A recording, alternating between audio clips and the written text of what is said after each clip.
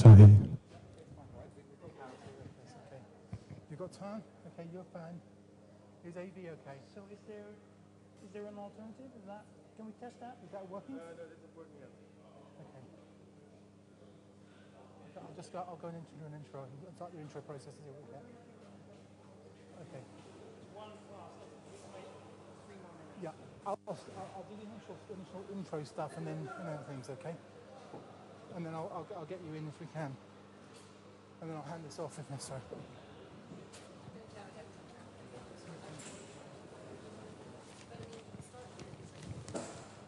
I'll just do some announcements and stuff just so that and you can cut this off the front of the piece, okay?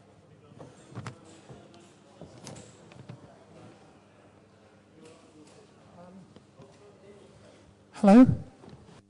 Hi, I'm Big Kate.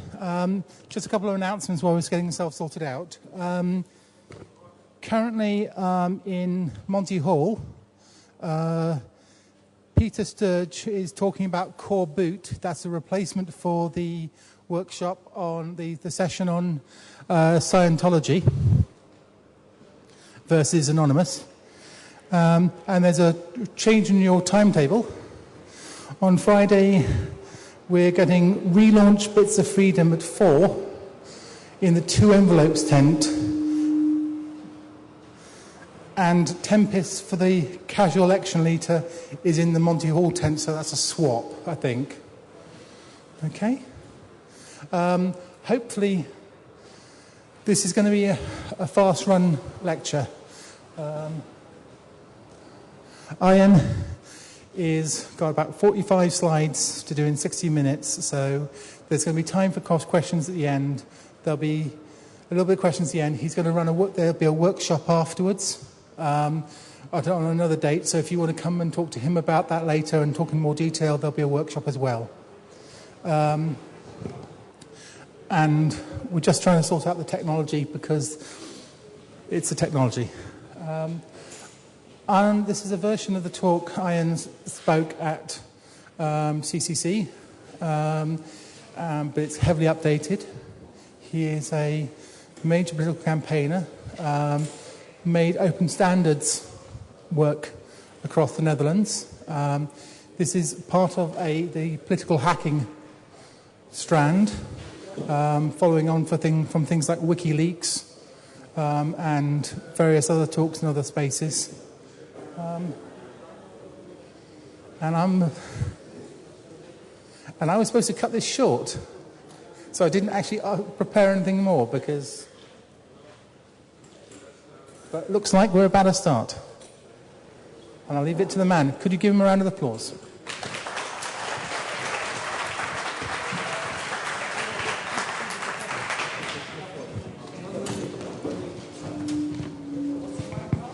No.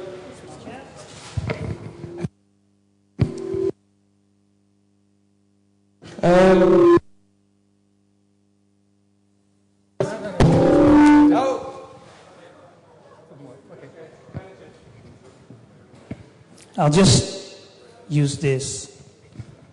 Can everybody hear me in the back? Yeah? Okay, everybody can hear me. Very cool. All right.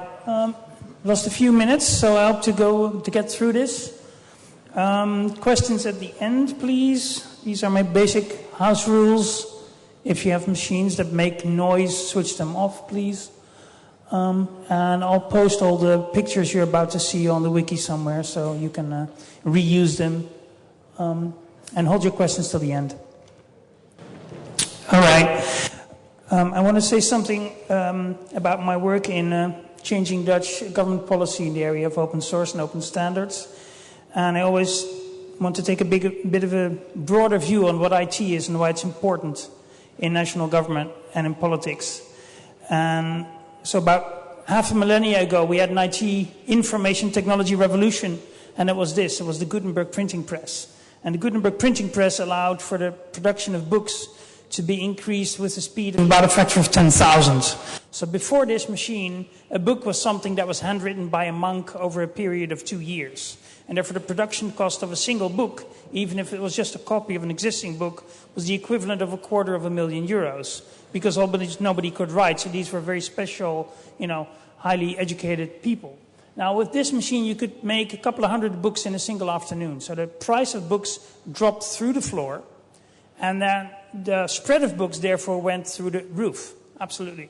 And that ended the Middle Ages. It started the Renaissance. It started, cultural change, science and technology, and basically the modern world that we have today is based on this technology. So that's how fundamental IT is. So the printing press caused chaos in Europe because now you get the information from your priest anymore. You could read yourself in the Bible. And then, of course, people got Bibles in their own language and they started reading them and thinking and discussing. And so we had about 250 years of religious war while everybody was figuring out, well, what does it really mean?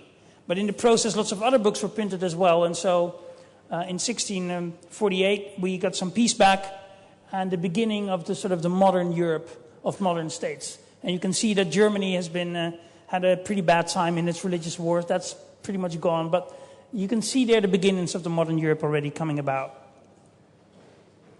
So spreading knowledge, we've been doing it for a while. Of course, before 1440, we did it through other means, but that was very slow. The book accelerated it 10,000-fold. But since the late 60s, of course, we've been doing the next revolution where we take computers and we connect them to each other. We now have several billion over the planet. Half of them are mobile phones. And they're all connected together. The price has gone so low that everybody has one or several. Even in a country like Brazil, there are 100 million plus mobile phone users now. So it's going very fast. And I think this revolution will be as fundamental as the last revolution of 500 years ago. Except it won't take 500 years for the revolution to play out. It's going to take maybe 50 or 60 years, and half of them are gone. So we are going to see more change because of this in the next 30 years than we saw over the last 500 in our societies. Again, that's how fundamental it is. Now, computers have been evolving at a geometric rate for over a century. And this is sort of a one-slide picture. You can see it, how much computing power you get for an amount of money. It's still going up, and a crisis or no crisis makes no difference.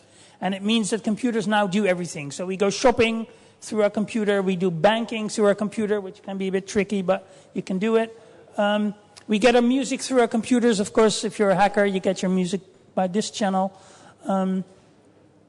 Computers now predict who is going to win a sports competition.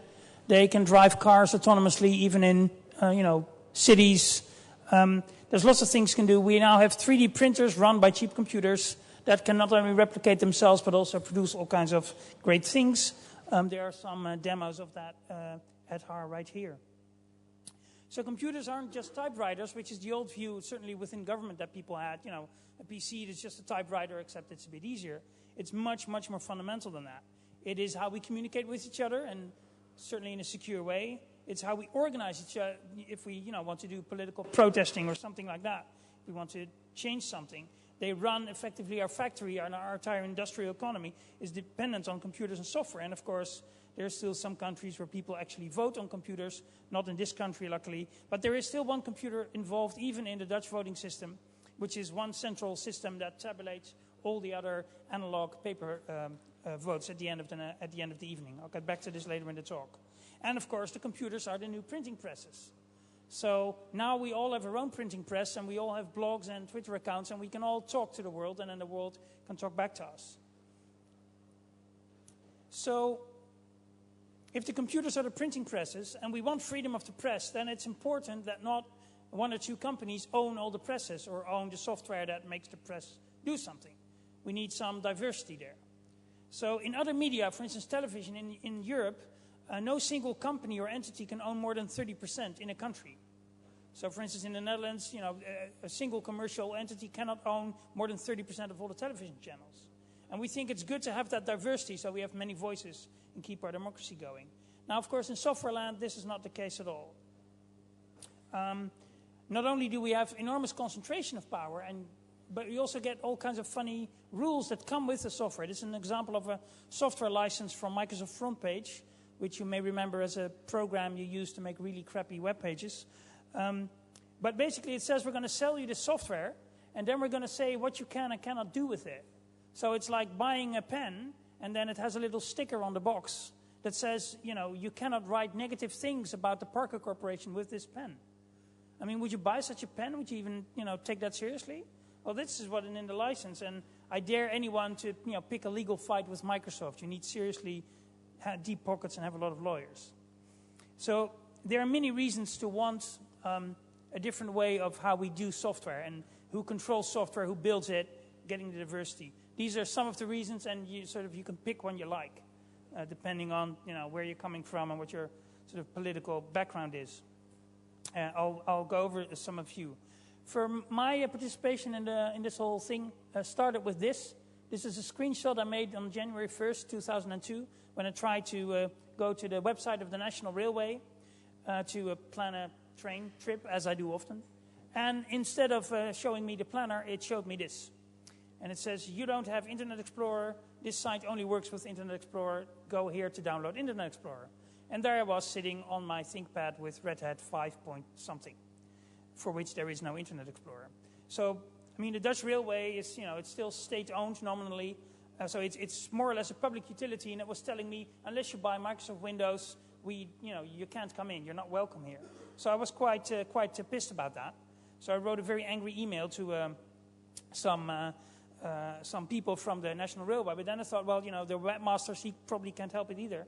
So let me copy in some people. So I copied in people from Parliament, people from the Ministry of Transport, and some journalists. And I stopped at about 50 because then it becomes spam. And I got a mail back from the railway that says, okay, well, we heard your complaint, and we have had a lot of complaints. We're going to do something about it. And 2 weeks later, they had a new site that didn't have any of these problems. But I also got a mail back from a member of Parliament from the Greens Party. And that mail became a conversation, and a series of conversation over a series of months. And we said, look, there's a fundamental problem with the way we have IT, certainly at the PC level.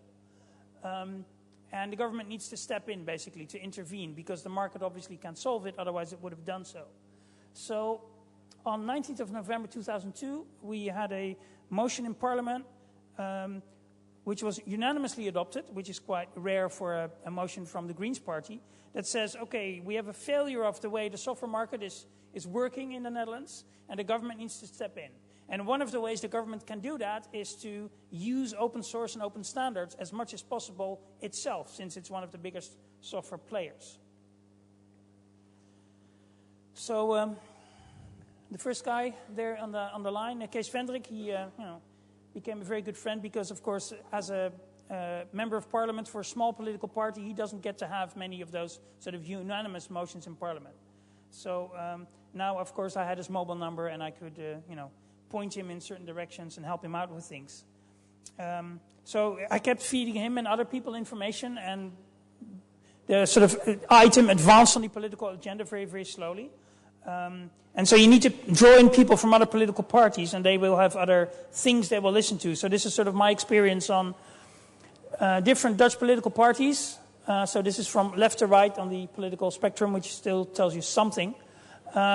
And it tells you some of the issues that might be good for that party. So lower cost, everybody loves lower cost. Lower cost is always good, if you can prove it, of course, which can be difficult. Social inclusion, transparency, those kinds of things tend to be sort of more leftish issues. And of course, local business, national security tend to be more to the right. But lots of things can work everywhere. I mean, things like, proper functioning of the market, everybody is nominally in favor of that. But when it comes to big business, certain political parties like to support them too. So this is the Netherlands. Your local mileage may vary in other countries, but it works like this basically. So in 2003, some few things happened, but not a lot. But in 2004, we got a bit of movement in the dossier when the government tried to buy 150 million euros worth of software without going through the proper procedure of buying software. If you're a European government and you want to spend public money, there is a process that you need to document. If you want to spend more than, I think, 150,000 euros, for instance, on software, you need to document, why you choose that software and not the other one and things like that. And the government didn't do that, but they were about to spend 150 million on desktop software, so word processors and stuff like that. And they only talked to a single vendor, which is, from a procurement perspective, is kind of dumb. I mean, if you go to a single car manufacturer and you say, well, what do you think, what kind of car I should buy? They, of course, are not going to recommend you, somebody else's car or a bike or, a train subscription. So a civil servant who was also pissed off about this whole thing leaked that information. So the next day, some news site carried it. I was part of sending it to a bunch of people. And of course, over the weekend, we wrote questions to be asked in Parliament. And then the next day, they were asked in Parliament. And then by the end of the next week, the contract was dead. So that was good. So that saved the Dutch taxpayer some money, which was nice. And it sort of, showed that there was still very much a big problem where the state actually didn't have control over its own software, really, because it allowed itself to get into a place where it couldn't actually choose to not buy certain things. So the questions that were asked in Parliament were answered between Christmas and New Year's Day, when almost nobody was there, but of course we did get the document. And for the first time, the Dutch government, not the Parliament, but the government, admitted we have a problem. They admitted they were very much dependent on this proprietary software. They also stated that this dependency actually was a problem, which was, again, a first. And then they stated that the adoption of open standards and open source was the way to get out of that problem. So there were wonderful words like dependence on de facto monopolists and language like that, quite strong language, so it was good. So we all know, if you're an addict, the first step into getting off is admitting you're an addict, right? So this was that first step for the Dutch government, to admitting they're addicted, and then, you can do something. So this was a very useful one-page piece of paper for our, big dossier to basically say, look, everybody says it's a problem, even, the Minister for Justice, everybody is agreed on the problem, and then you can talk about solutions. So, meanwhile, we were also doing local stuff. The province of Groningen, which is one of the 13 areas of the Netherlands, had a new policy, IT policy document that they were about to finalize politically. And it says, well, open source, we're not going to do open source because there's no support for open source. This was in 2004. So I read that and I thought, well, maybe you've heard of, I don't know, a company called IBM. I think they do something with computers. And, there's a few other companies out there that can actually do it. So me and a few other people went up there and talked to the provincial council for 4 minutes each. That's the amount of time you can get if you ask nicely in advance. So the difference between the top sentence in their document and the lower text, which was in the revised document after we spent some time talking to it, is 4 people, take an afternoon off to go out there and, talk some sense into these guys. Now, to speak for 4 minutes requires about a day of preparation because you want to get it exactly right. But it is worthwhile to do that. And any citizen can do it. You can just say, look, I need to speak on this. You mail the person in advance and you go up there and you make sure you have your little speech prepared and you get 4 minutes of time to talk some sense into them. And it works. Now, then we got new elections and a new government and a very young minister for trade. And he was interested in the area, and he invited us to talk to him. And so we wanted to, help him shine, basically, politically, because that's how you make friends with politicians. He needs to shine in the media. That gives him power. Then he can help you. So you need to help him help you. So that's what we did by feeding him information. So we get a meeting with him, and you spend a lot of time preparing. And you make sure you have all kinds of extra information that you probably won't have time to tell, but then you can, hand it over to his staff people or something. And you make sure you get the first, the core thing, you get into the first 10 minutes of the meeting. Because if the Saudi ambassador calls the Dutch Minister for Trade to talk about oil, you are out. Because you're just not as important as the Saudi ambassador. That's just the way it works. But these are very smart people, at least this guy is, and so you can give them a lot of information in a very short time. But preparation is the key. And then, of course, you spend a lot more time with the staff, explaining more details, giving them documents, pointing them to online resources, and so forth and so forth. And, of course, lots of pretty pictures. So this was one of the pretty pictures that we made to explain the point. 5.2 billion euros is the amount of money the Dutch society spent on importing foreign proprietary software. In other words, that's 100,000 IT jobs that we don't have in the Netherlands because we buy our software outside of the Netherlands instead of, implementing and using open source, which, of course, for many things we can do.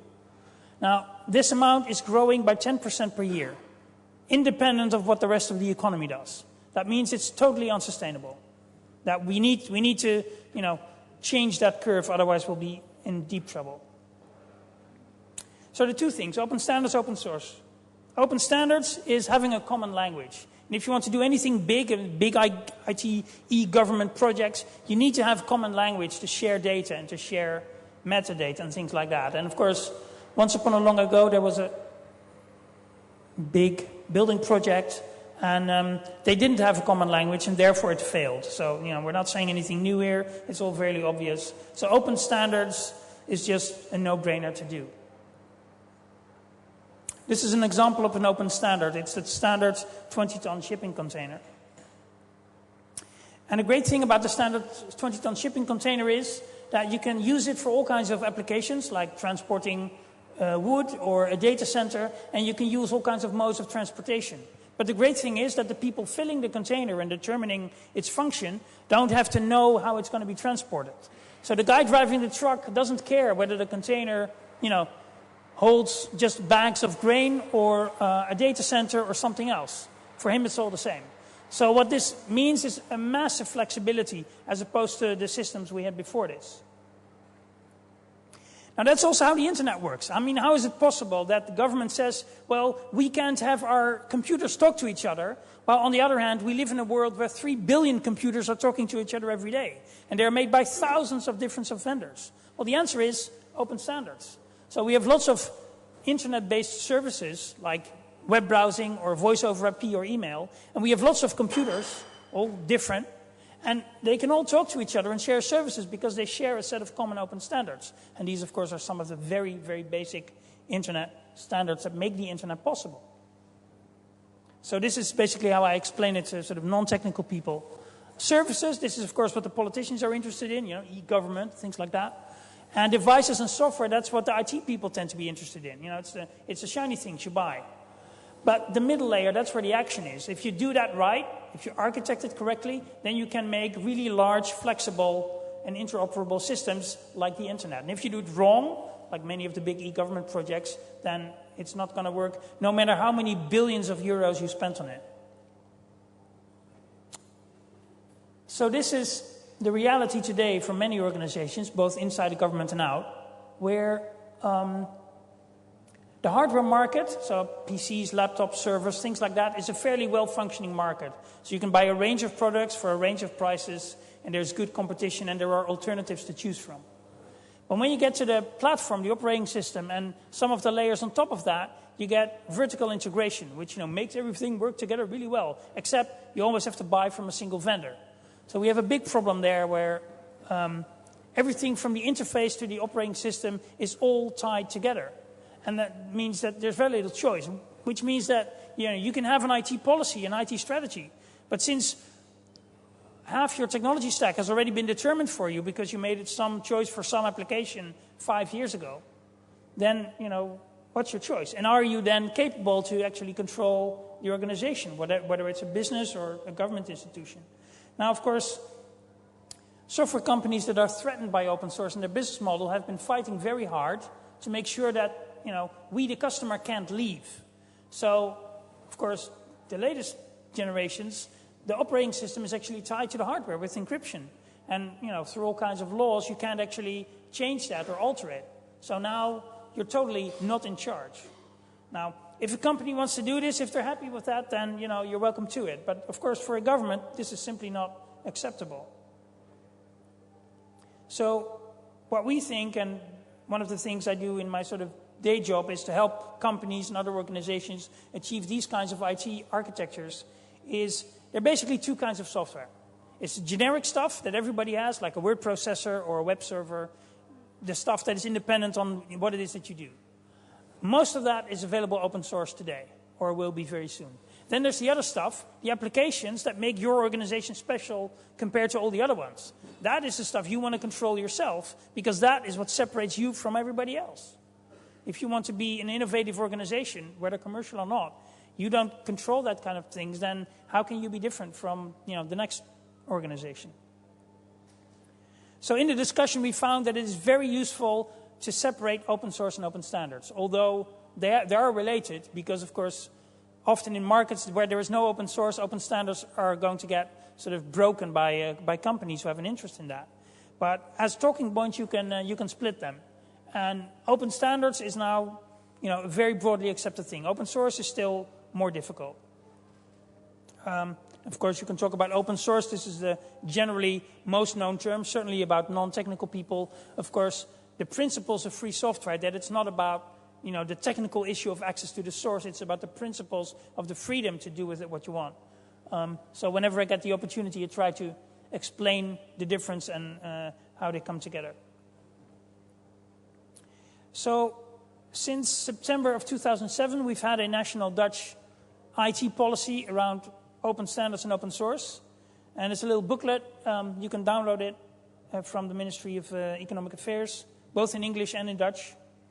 And these are the main goals. We want interoperability. We want computer systems to be able to share data. We do not want to be dependent on software vendors as a government. And we need to improve the functioning of the local IT market so that if the government spends public money on IT, we would like them to spend it on Dutch IT companies. This is, a logical thing because we're talking about serious amounts of money. Now, these are some of the concrete things. Open document format is now mandatory for all government organizations. So if you live in the Netherlands and you want to send a letter of complaint to your local government, you can do it in open document format, and they are obliged to be able to read it and respond to it. So if you protest the local tax through a document in ODF and they don't respond within 30 days, then your protest is valid. So, please do, because that, at the very minimum, it gets you some money. I mean, I can't make it easier than that. Now, there are several pilots going on, and there is a budget for education and promotion about the concepts towards government. Now, this is a small project, so they have a few million euros per year to spend on basically educating the rest of the government and the public sector. And just to explain how small their budget is, the government's budget for software per day is about as big as what this organization gets per year. So we spend several million euros per day on buying new proprietary software, and we spend that amount of money per year on educating people to not buy that software. So we still need to do something. The Dutch Antitrust Authority has been asked several times, in fact, to investigate the functioning of the market. They have stated on several occasions that they don't see a problem with the functioning of the market. And that is extra interesting since they also stated that they don't see themselves technically capable of switching to another desktop operating system. So those two things are a bit weird, but they themselves apparently don't see this weirdness. Now, a lot of nonsense has also been told by people about what the plan is and what it isn't. So 3 points that it's definitely not. It does not make open source mandatory, although personally I would like it for some areas. I'll get to that later. But it does not right now. It doesn't forbid specific products. So if a local government wants to continue to buy Microsoft Office to do word processing, then fine. It's just when you save the document, it needs to be in open document format, which you can do, by the way, with Microsoft Office now, so it's no problem. If you can explain to the local taxpayers that you need to spend 500 euros a seat on a word processor when there is a free alternative, hey, it's your local government, it's your money, go ahead.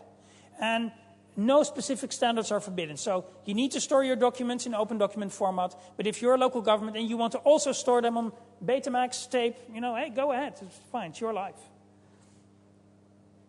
Now, even organizations like NATO are now adopting ODF, so it's really, really mainstream. It's basically everybody's doing it. This is not, the most progressive organization on the planet, also not when it comes to IT. And even they are now adopting ODF as an official document standard. So we've really sort of arrived.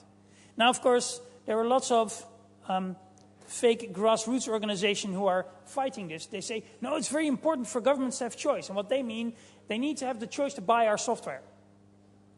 So organizations like these will spread incredible amounts of disinformation, basically, about what the policy is, what its aims are, and why it's bad, and things like that. And of course, one of the things they've been saying for years, there are lots of legal risks about open source, because you don't know who programmed it, and the project might get sued over patents, and so don't do open source because there are all kinds of untold legal risks, which is really funny right now, because Microsoft has just been sued in a Texas court through a patent company, and apparently they can't sell Word anymore. Now, I think they'll just buy a bunch of judges and this will all go away, but it does goes to show that legal risks are not, just for open source. It's basically all software has legal risk, particularly if the legal system has gone totally insane, which apparently it has in the US. But in Europe, open source is on the march. Pretty much all countries are doing it in some form or another. Germany and France are ahead in practical implementation. Spain is doing really cool stuff. The Netherlands was the first country to have a formal policy, but in terms of practical implementations, we are still lagging. We're hoping to correct that. Now, I wanted to get back to the national sovereignty bit for a bit.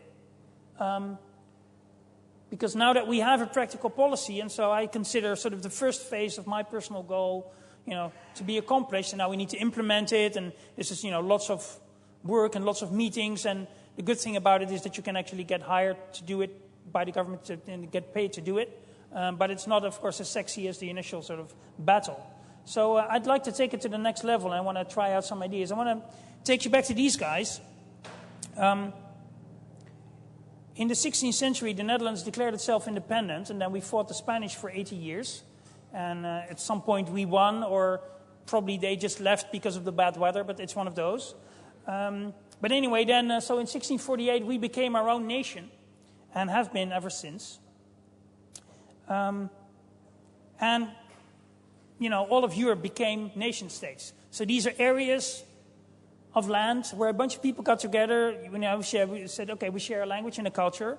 We're going to elect a government that is going to, run our society for us. And if we don't like them, we elect another one. And then we're going to make some rules how we live together. So this is what is known as the nation state. It's an interesting concept. And it is ruled through laws. But nowadays, of course, those laws become reality in software. If you have a state pension, the transfer of money from the state to your bank account is done in software. If the state does things like tapping phones for reasons of national security, it does so through software and many other things. Without software, modern society would simply collapse, and very rapidly. So then the question becomes, well, who controls that software? Because if the software is so vital for the day-to-day functioning of society, and government doesn't have a sort of ultimate control over it, then do we still have a government, or is it really sort of a corporate republic instead of a democratic country? So I would pose that governments should have control over all critical IT functions. Not, to exert power, but because they represent us. Because they need to control it so that companies or foreign governments don't control it. And having access, of course, to the source code of that is vital. Because if you don't have the source code, so you can't compile the source code into a working program and check that that is actually the same as the stuff you're running, then how do you know what the computer does? It's very, very hard to actually check it without having access to the source code. So if a country wants to actually be a sovereign country and be in charge of its own affairs, then you need to have control over the software. Now, these are some areas that I think are important. If you do voting computers, poor sod, then you need to have access to the source code for that. Of course, everything that your national government does, communications, file storage, stuff like that, parliament things, you need to have control over. Your energy infrastructure, because without that your nation falls apart. Your defense systems. If you buy a Joint Strike Fighter at, I think, $80 million a pop, but the software has a kill switch, and the kill switch is in the Pentagon and not in your defense ministry, then basically what you're doing is you're outsourcing your Air Force to the US. And you no longer have your own Air Force. What you have is a sort of an Air Force on loan until somebody flips a switch and the airplane dies. Now, the UK Air Force actually made a big stink out of this. They said, if you don't give us the source code, we'll not buy the plane. Regrettably, our government hasn't made that point yet. I hope they will. Of course, in the middle, that's a logo of our internal security group. Ooh, there we go. And basically the equivalent to the American FBI or the British MI5. Now, of course, the police infrastructure, the justice system needs to be in control of its data. The Dutch justice system just had a 2-day computer outage because of a MSN virus from 2007. It was really cool. What that means is I am not going to talk to the police if I witness a crime, because my name will be written down in some document which is then open to be hijacked by a virus, and thus my name can become known to the people I'm testifying against. So I'm just not going to talk to the police until they get their shit in order. So I hope they will. So other things like air traffic control, the national media, these are all things that we need to control ourselves if we take ourselves seriously as an autonomous country. Now the French gendarme, which is sort of the French national police, 90,000 people, are doing this. They're doing it for various reasons. National security is one of the reasons that they mention. The other is the fact that it saves them about 50 million euros, which is also nice. So they're switching all of their computer system to Ubuntu Linux from Windows and various other things they had. And they are now in the process of doing that. It's one of the biggest implementations right now in government. Now, I talked to you about the Spanish Civil War earlier. Last year I found this little document. And it turns out that the U.S. Declaration of Independence, which is, of course, one of the big, all-time good political documents, was actually inspired by the Dutch Declaration of Independence, which predates it by about 200 years. Or so these people say. And, of course, being a Dutch person, I'm quite proud of that. So I did a little mashup of the American Declaration of Independence. I'd like to read to you that now. And I think this should be sort of our manifesto. We hold these truths to be self-evident, that all users are created equal, and that they are endowed by hackers with certain unalienable rights, that among these are life, liberty, and the pursuit of content.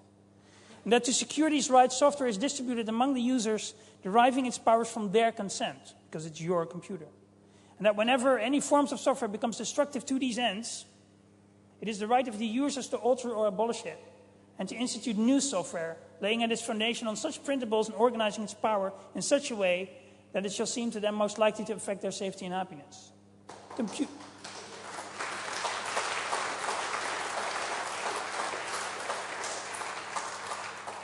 So it's a very cool thing that a 220-year-old document still really, really works if you just do a search and replace on one of two words. It's very, very timeless. So join the revolution. It's very cool. You meet great people. You have a lot of fun. And sometimes you even get to talk to important people, which can be also a lot of fun. And somebody needs to do it, because there are massive interests in not having this change. I know for a fact that whenever European governments or other governments, for instance in Latin America, make these kinds of moves, they get phone calls from Washington, D.C. And basically those phone calls say, don't do this or else. And the fact that those kinds of phone calls are made tells you that it's really important. And so therefore we need to do it. And if that means taking a free Saturday, then it means taking a free Saturday. So control and civil liberties is like anything else. Use it or lose it. You'll hear that a lot over the next few days with various other things. Use it or lose it is important. And this is also why these events are so important, because we get together here with a bunch of people and we talk this through and we give each other new ideas. And hopefully some more people will join up, basically. Now, one of the things I hear a lot of people, they say, well, but it's so complex. This is such a big issue that, it's hopeless. Also, this is what governments use as excuse to not do anything. They say, oh, it's so big, we're not going to do it. And this is a great example of how you sort of approach that mentally. It was, Napoleon was riding along with the generals in the south of France along the road. It was a hot sunny day, and they're all wearing these woolen uniforms. And everybody's sweating. And Napoleon, he had a bright idea. He said, what we need to do is we need to plant trees along all the roads in France. And then our soldiers can march in the shade to the battlefields. And then they will be a lot, fitter and better rested when they arrive at the battlefield. So they'll be more effective. And of course, all the generals, really wanted to do war stuff and no gardening stuff. So they all started to protest. And they all started to think up reasons why that could not work. And then one of the most senior generals said, well, Mr. Bonaparte, you do realize that if we plant those trees, that it will take 20 years for them to grow tall enough to provide the shade that you're talking about. And Napoleon said, well, of course I understand that. That's why I want you to start planting tonight. And they did. And right now in France, if you go along certain of the old roads back from the 19th century, you can still see those trees. They're still there. So if you want to report for duty to work on this, then there's a chance for that this Saturday in the afternoon in the bike shed, where one of the other people who works on this in the Netherlands very actively, Jelle de Jong, he is doing a workshop. I'll be there too, and we'll be seeing if we can, take this more practical.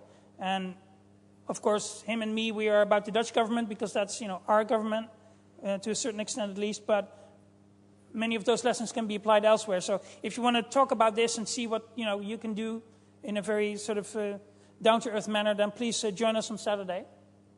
We can have some fun and think up some cool ways to do. There is one other thing. Just across here, in the sun, directly out the door, there is Michiel Leenaerts from the NLNet Foundation, which is a non-profit foundation that financially supports open source projects and IT projects that have to do with things like digital civil liberties. And he has found a way to get money into his foundation, which he will then use to fund open source projects. And if you are here and you have a company, and it doesn't have to be an IT company, you can have a little butcher shop or you can be a tennis teacher, but if you have a company, you can sign his form, then the economics ministry will give him 2,500 euros. And all those little pieces of 2,500 euros put together will finance a bunch of really cool open source projects. For instance, things like Small Sister, which will provide us with secure email. So if you have a company, or if you know anybody on the train who has a company, send them over there to that table, sign the form. You don't have to do anything, but the economics ministry will give NLNet money, and then we'll use that to do good things. Of course, if you have an open source project you would like to have funded by NLNet, you can also go and talk to him, and if it's a good idea, he'll give you money to work on the thing you love most. So with that, I thank you for your attention, and if there is time, I'll take some questions. I see we still have 15 minutes, so I'll take some questions, and I thank you for your attention.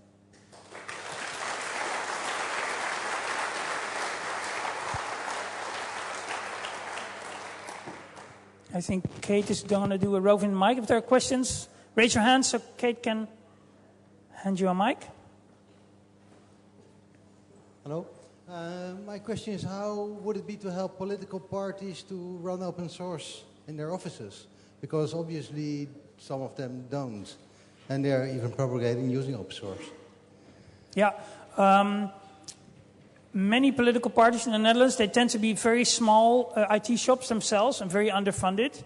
So if you volunteer to help with their IT, usually they will welcome you with open arms because they're always short of manpower, especially actually professional IT people. So it's fairly easy to just basically volunteer to help them. And then, if you have a little bit of expertise very soon, you can help them think out, how the next evolution of their IT will be. So it's basically a matter of volunteering and helping out. But it also means that you have to get down to the nitty-gritty stuff of, switching over an office environment from, whatever they have to maybe an open environment, which is quite a tricky job. It's not necessarily easy if they have financial applications and software to run, their membership registry, which may be 12-year-old and running only on a certain version of Windows. And so it's not an easy process, but it's very worthwhile to start it. And in the process of doing it, you actually create awareness with a lot of people that this is more than just a technical issue. It's a political issue. So you help to politicize more people on it. I asked some parties, well, do you run open source, what you propagate? And they say, well, we should think about it. So there is willingness, but... the way to do it is to actually go there and help one specific group. It can also be like a local political group in a city, which tend to be smaller and sort of less complex in terms of organization. But you have to actually go there and do it for them, not just a theory. So, hands-on. Maybe get some money from NLNet to do it professional. Yeah, well, they could maybe support people who would be willing to do that. Absolutely, yeah. Any other questions?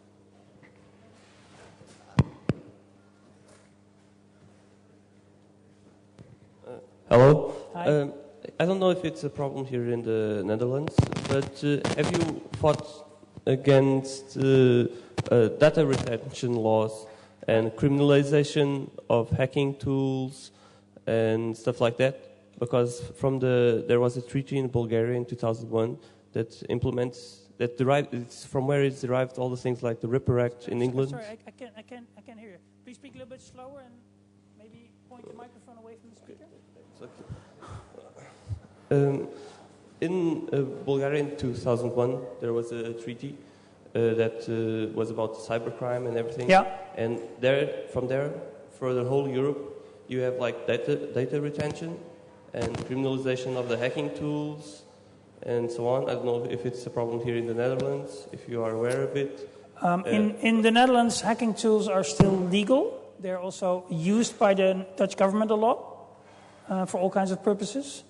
I know in Germany they have been made illegal, but I don't think that a lot of companies actually use them, sort of stick to that rule.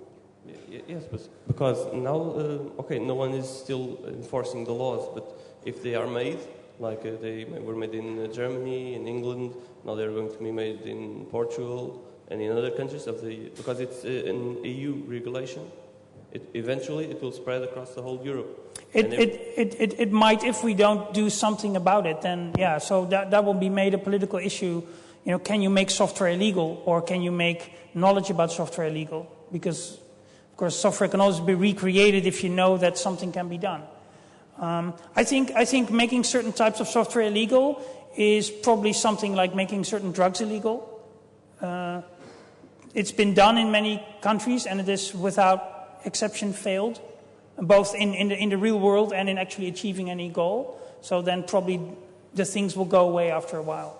But we have to protest it every step of the way, because otherwise it's going to go further. Thank you. Anyone else?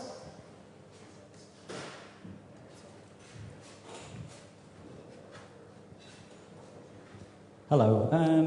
I was quite concerned to hear that Microsoft was preventing people from using their software in a specific way. But I noticed that the user license was 2004, yeah? I don't know if you're... I know I can just find out by reading all the Microsoft user licenses and stuff, but hopefully you're aware of whether or not they are still doing that, or whether or not they've been embarrassed out of it. Would you know? I know for a fact that within government, up until recently, they didn't. The governments didn't really study the license. So what we do is we would study them and then point out things to them. Yeah. So, for instance, in the original Windows Vista license, when it just came out, it says very clearly that if you are a professional user, you cannot comment negatively about the product in a public forum. Yeah. So what that meant basically that if you're a civil servant and you're using Windows Vista and you think it's crap, which might happen, not to say so. then you can't actually say that in a public forum. Now, then there was a lot of protest about that part of the license across the world, and so Microsoft changed it. But if you can convince legal professionals to actually read those documents, they will either cry or laugh very hard, but they will certainly do something. Because some of the stuff is in there that it's just draconian and it's bizarre. Yeah. Often it's also just not legal. Yeah. So they say, for instance, we reserve the right to change these conditions retroactively. That sort of thing is actually in the contract. So they say, we reserve the right to change this contract from our side without telling you, going back in time until the time that you purchased it. Yeah. Now, if you make legal professionals within organizations aware of those kinds of conditions, then they will look at the software with a very different sort of eye. Sure. So, but you have to convince them to actually read it. Yeah. Thanks.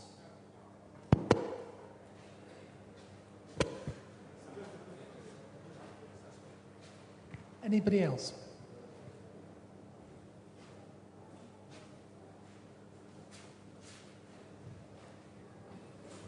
Thank you. Thanks. It's just a quick question, picking up on the last, but one question about criminalisation of certain activities.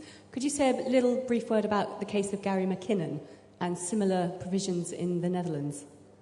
All right. Well, it's a bit of a tangent, but there is a British a hacker who in 2001 and 2002 actually accessed a whole bunch of US defense and NASA systems. He claims he was looking for information about UFOs or something like that. And he is about to be extradited to the US to serve 70 years in some sort of black hole type prison.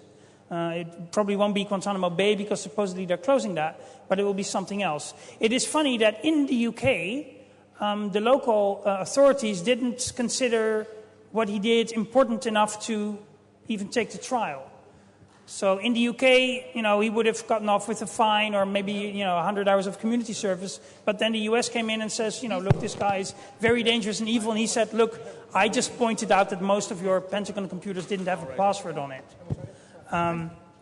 And so he might be extradited to the US, where they will do God knows what to him. It's a bit tricky these days to know what goes on there in the cellars. And yeah, that is a bit of a scary thought, because you can do things that are nominally legal or not that illegal here in Europe, thinking you will be defended by your government, which you elected to defend you against this sort of crap, and then it turns out that somebody from across the Atlantic can just pick up a phone and order you to be delivered into their hands, and then what happens? I mean, this is, for me, precisely the kind of crap. I hire my government to defend me against that sort of stuff. And if they don't, then there's a real problem. So yeah, that is an interesting case. I'm certainly following it. If you Google for Gary McKinnon, then you'll find all kinds of information on him. It's quite scary, because I know that there are quite a few people here probably have done things a lot more serious than what he did, and I don't think most of them deserve to be locked up for the next 70 years. So that's quite tricky. So be careful out there and have a good lawyer. Any other questions? Maybe one more. Any more else? Okay, if there's nothing else, then please go see Michiel if you're Dutch and you have a company. And if you want to continue this and do it more sort of hands-on, then I'll hope to see you on Saturday. Thank you all very much.